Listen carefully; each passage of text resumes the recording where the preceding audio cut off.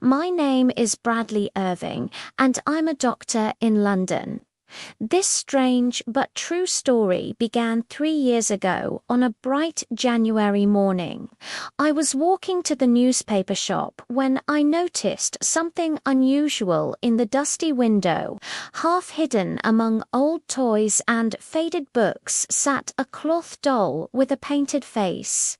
Her gentle expression and sad eyes immediately captured my attention. I felt an unexpected urge to rescue her from that crowded display. Inside the shop, Logan Price seemed surprised by my interest. He told me the doll cost £11, which was expensive, but I didn't hesitate. When I asked about the maker, Logan described a tall, unpleasant woman with brown hair who lived on Baker Street. She wore expensive clothes, but never smiled and always seemed cold and distant.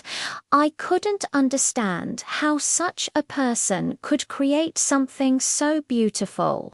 Despite my confusion, I bought the doll and sent it to my niece as a birthday gift. Yet I couldn't stop thinking about the mysterious woman who made it. Weeks later, I received a telephone call from Beatrice Carter, the doll maker herself.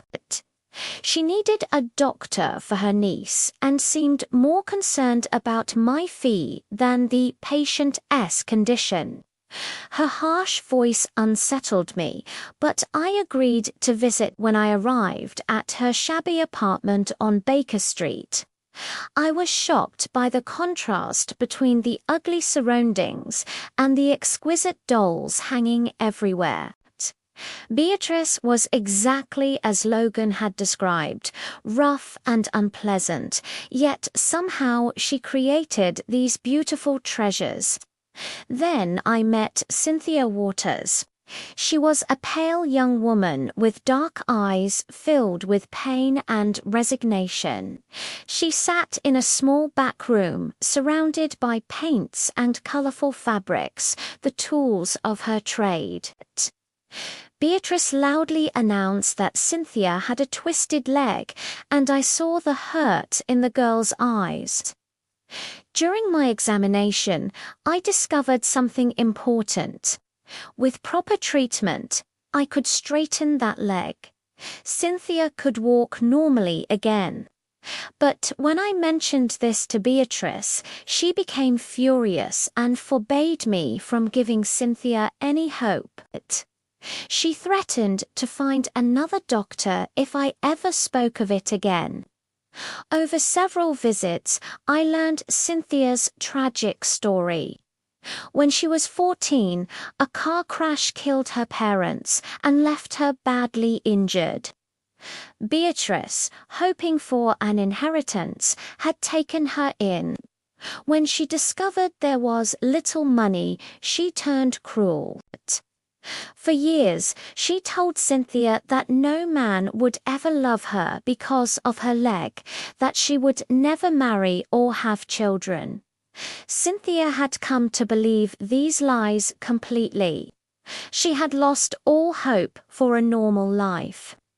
Then Cynthia began making dolls, and Beatrice saw an opportunity.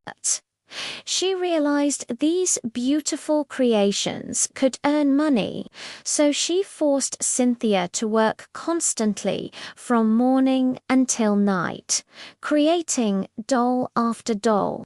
Each one was made with extraordinary care and love, but Beatrice took them all and kept the profits. Without the dolls, Beatrice's income would disappear, so she guarded Cynthia jealously.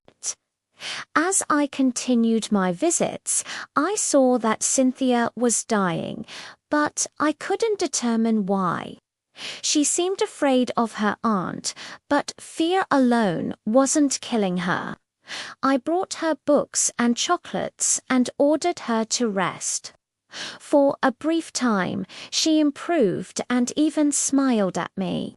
But then Beatrice abruptly dismissed me, claiming Cynthia was better and no longer needed my services.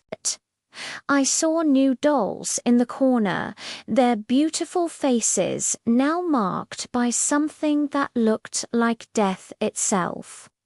I was terrified for Cynthia, but powerless to help. In the following weeks, I became ill myself. I lost weight, couldn't eat, and lay awake at night thinking of Cynthia calling to me for help. Finally, one sleepless night, I understood everything. I was in love with Cynthia Waters, and my illness came from being unable to protect her. More importantly, I suddenly knew what was killing her. She was dying from lack of love. Her parents were dead, her aunt used her cruelly, and she had no friends. She believed herself unlovable because of her leg. She had poured all her love into those dolls, treating them as the children she thought she could never have. Then Beatrice took each one away, leaving Cynthia empty and hopeless. I had to see her. I called Logan and asked him to telephone me the next time Beatrice visited his shop, then keep her talking for 20 minutes. Days passed with no word, and I checked with Logan every evening. Finally, one afternoon, he called. I raced to the apartment and found Cynthia alone, thinner and weaker than ever, surrounded by her paints and fabrics. She looked up in surprise when I burst into her room. I took her hand and spoke urgently. I told her I understood her secret, that I knew she had given all her love to those dolls as if they were her children, and that her aunt had stolen them all, leaving her with nothing. I told her that people can die when they have no love left inside them. Then I said the words that would save her life. I loved her, and I couldn't live without her. I told her that her twisted leg meant nothing to me, and that I could make it straight. Within a year, she would walk like anyone else. Tears filled her eyes as she reached for me. I wrapped my coat around her and lifted her into my arms just as Beatrice burst through the door. But she was too late.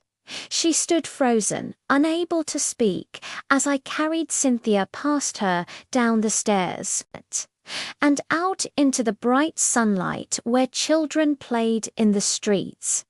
That was 3 years ago. As I write this, Cynthia is playing with our daughter, and our second child will arrive soon.